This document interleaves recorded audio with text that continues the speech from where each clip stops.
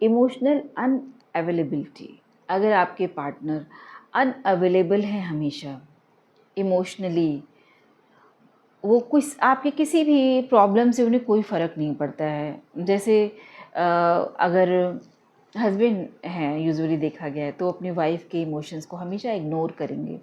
अरे तुम तो घर में बैठी रहती हो, तुम्हें क्या करना है, तुम्हें ये बातें जान के क्या करनी, तुमने किया ही क्या है, तुम जो हमेशा परेशान रहती हो, तुम्हें इतनी कंप्लेनिंग क्यों हो, तुम इतना शिकायत क्यों करती हो।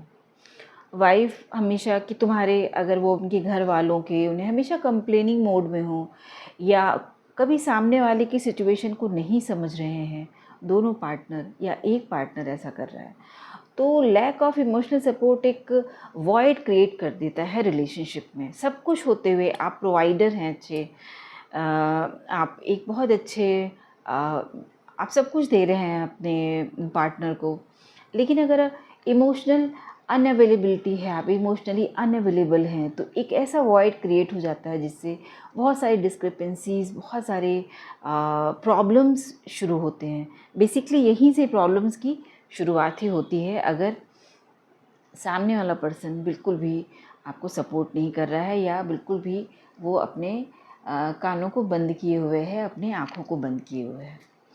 नेक्स्ट है फिज़िकल, मेंटल और इमोशनल अब्यूज़। चूँकि ये अब्यूज़ है, इतना अगर एब्यूज़िव कोई है, फ़िज़िकल अब्यूज़ तो बिल्कुल भी यू शुड नो, कोई भी रीज़न हो उसका, अगर आपका पार्टनर फ़िज़िकल अब्यूज़ है, वो कितनी भी अच्छी बातें करते हों, कितना भी आपको प्रोवाइड करते हों, मगर अगर वो फ़िज़िकल अब्यूज़र हैं, तो वहीं पर आपको रिश्ते को स्टॉप करना है। ये सोचना है आपको कि चाहे कोई भी रीज़न हो, फ़िज़िकल अब्यूज़ एक बहुत ही क्रिमिनल थिंग है, एक बहुत ही क्रिमिनल एस्पेक्ट है, जो एक ऐसा कंट्रोलिंग बिहेवियर है जो एक पार्टनर, बेसिकली मेल ऐसा करते हैं, जो अपनी वाइफ़ को फ़िज़िकल अब्यूज़ करके, या अपने पार्टनर को फ़िज़िकल अब्यूज़ करके कंट्रोल करते हैं। तो एक वुमेन को हमेशा इस चीज़ के लिए अवेयर होना चाहिए कि फ़िज़िकल अब्यूज़ किसी भी हालात में हो, उनका कोई भी रीज़न हो, वो जस्टिफाइड नहीं है, वो बिल्कुल भी टॉलरेट नहीं किया जाना चाहिए। मेंटल एंड इमोशनल अब्यूज़, कभी कभी कुछ लोग इतने अच्छा प्ले करते हैं सोसाइटी में आपके साथ, बट वो किस तरह से मैनिपुलेटिव होते हैं, मेंटली आपको इतना इंगेज रखते हैं। आप अगर आप मेंटल और इमोशनल अब्यूज़ आपका हो रहा है, इसकी सबसे बड़ी पहचान है, आप ये समझिए कि आप हमेशा परफेक्ट प्ले करने की कोशिश कर रहे हो। अगर अपने पार्टनर के सामने आपको हमेशा परफेक्ट दिखना है, परफेक्ट बात करनी है, परफेक्ट प्ले करना है, रिश्तों को परफेक्ट करना है, तो इसका मतलब आप जो है आपका इमोशनल अब्यूज़ हो रहा है। आप एक इमोशनल अब्यूज़र के साथ हो और आपको पता भी नहीं चल रहा है। बात नेक्स्ट है नार्सिसिस्टिक बिहेवियर। एक नार्सिसिस्टिक पर्सन जो बहुत ही अच्छा नाटक करता है, प्ले करता है, बहुत अच्छा दिखने का, और अपनी वाइफ को या अपने हस्बैंड को इस तरह से वो विक्टिमाइज्ड होकर, या इनोसेंट प्ले करके, या फिर ऐसे मैनिपुलेट करते हैं, या डोमिनेट करके, कंट्रोल करके, सिर्फ उन्हें उनका एक मोटिव होता है अपने हर एक्शन से, अपने पार्टनर के हर चीज़ को, हर एक्शन को उनको कंट्रोल करना और उन्हें लो फील कराना। वो कभी भी इतना डोमिनेट करते हैं अपने पार्टनर को,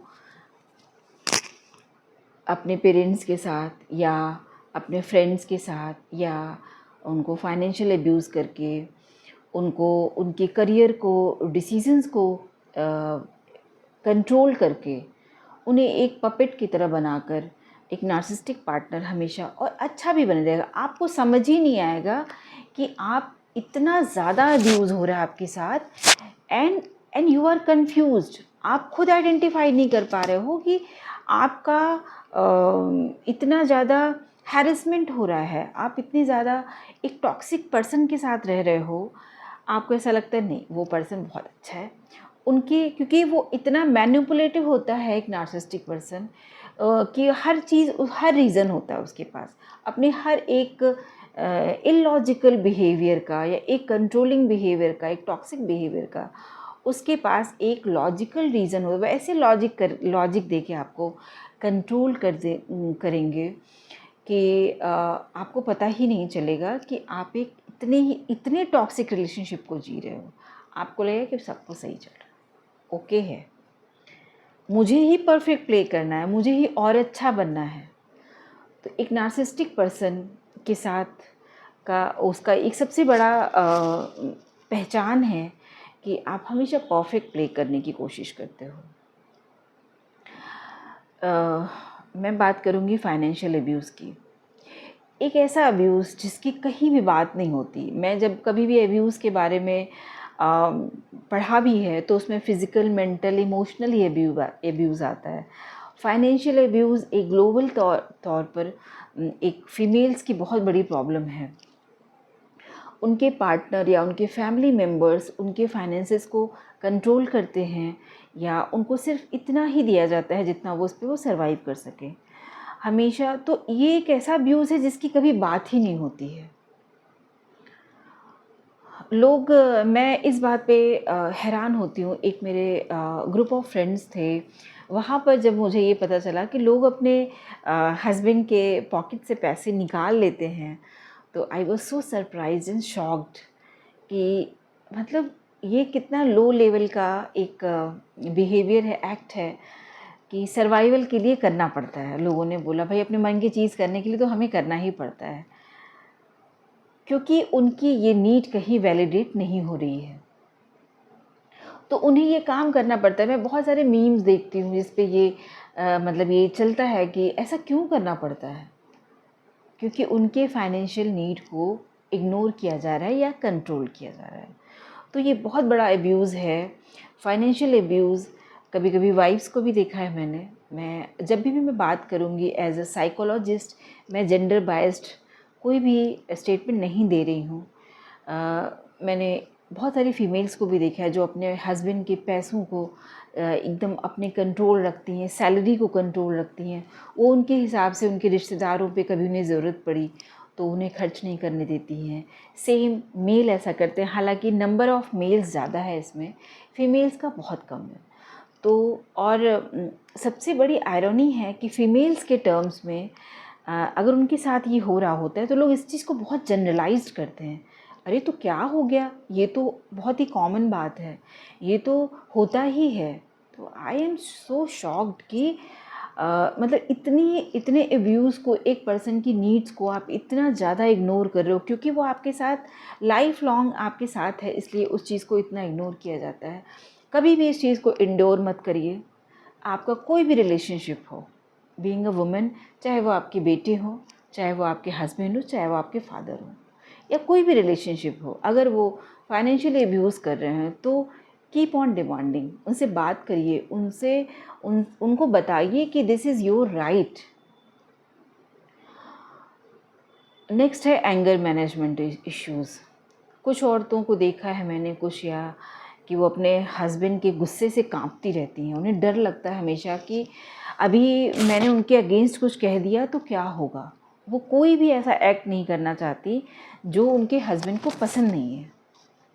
मैं एक पसंद नापसंद के रिस्पेक्ट की बात नहीं कर रही हूँ, मैं बात कर रही हूँ कि एक बियॉन्ड द लिमिट अगर ये चीज़ हो जाए और कुछ पार्टनर्स ऐसे होते हैं जो भरी महफिल में लोगों के सामने इन फ्रंट ऑफ फैमिली कभी नहीं देखते और उन्हें गुस्सा आ जाता है, वो तोड़ फोड़ कर देते हैं। दे शाउट, दे मतलब इस हद तक कि उन्हें गुस्सा है तो वो कुछ भी एक्ट कर देंगे। और लोगों में ये होता है कि अरे उसे बहुत गुस्सा आता है, उसे बहुत गुस्सा आता है तो उसे ये अधिकार है कि वो आपकी डिसरिस्पेक्ट कर सकते हैं या वो आपको कुछ भी कह सकते हैं। तो सोसाइटी का जो पालन पोषण है, जो सोसाइटी के नॉर्म्स हैं, जो जनरलाइज्ड टर्म्स हैं, जो फैमिली के अंदर जो कल्चरल जो चीज़ें हैं, वो इस तरह की चीज़ें क्रिएट करती हैं कि हम हमेशा अब्यूज़ को एक एक डरते हैं हम कि कहीं ऐसा ना हो कि इक्वालिटी के नाम पर रिवॉल्ट हो जाए या लोग ज़्यादा अपने मन की चीज़ें करने लगें। इसलिए एब्यूज़ को हम नॉर्मलाइज़ करते हैं, फैमिली मेम्बर्स नॉर्मलाइज़ करते हैं, पेरेंट्स नॉर्मलाइज़ करते हैं। गैस लाइटिंग तो एक बहुत ही बड़ा इशू है आज के एरा में, क्योंकि ये पहले हमेशा से एग्जिस्ट करता था। चूँकि फ़ीमेल्स को जनरलाइज था, उन्हें हमेशा अपने पति से नीचे रखा जाता था। वो उनके अंदर ये भावना थी कि पतिदेव हमारे भगवान हैं, वो जो भी करें वो अच्छी बात है, या हमारे पति की फैमिली जो भी करे वो बहुत ही अच्छी चीज़ है, हमें उसे निभाना चाहिए, क्योंकि डोली आती है और अर्थी भर से बाहर जाती है, नो मैटर व्हाट, क्या भी सिचुएशंस हो। लेकिन आज के समय में इसको गैस लाइटिंग नाम दिया गया। लोगों ने पहचाना एक कि अगर आपको अपने रिलेशनशिप में हमेशा नीचा देखना पड़ रहा है, आपके पार्टनर हमेशा आपको नीचा दिखाने की कोशिश करते हैं। मैंने कुछ अपनी फ्रेंड्स को देखा, कुछ लोगों को देखा कि उनके पार्टनर बुराई करते हैं बहुत ज़्यादा, उनके फ्रेंड से बुराई करते हैं, उनके फैमिली से बुराई करते हैं, लोगों के सामने बुराई कर देते हैं। तो उनका पर्पज़ ये होता है कि वो कहीं न कहीं आपको चाहते हैं कि वो नीचा फ़ील करें आप, और आपको वो डोमिनेट करना चाहते हैं। तो ये कुछ ऐसे रेड फ्लैग्स हैं जो एक टॉक्सिक रिलेशनशिप को क्रिएट करते हैं, पैदा करते हैं। तो इसके बारे में अवेयरनेस बहुत ज़रूरी है। सोसाइटी क्या कहती है, क्या नॉर्मलाइज है सोसाइटी के द्वारा, ये ज़रूरी नहीं कि आप उसको मानें। अवेयरनेस बहुत ज़रूरी है कि टॉक्सिक रिलेशनशिप क्या है, क्या रेड फ्लैग्स है, कहाँ पे अगर ये बिहेवियर एक पैटर्न में हो रहे हैं आपके साथ, तो यू हैव टू स्टॉप। आपको रुकना है, वहाँ पर देखना है कि क्या गलत हो रहा है मेरे साथ, और अपने साथ किसी भी तरह का एब्यूज़ नहीं होने देना है, चाहे वो कोई भी जेंडर हो।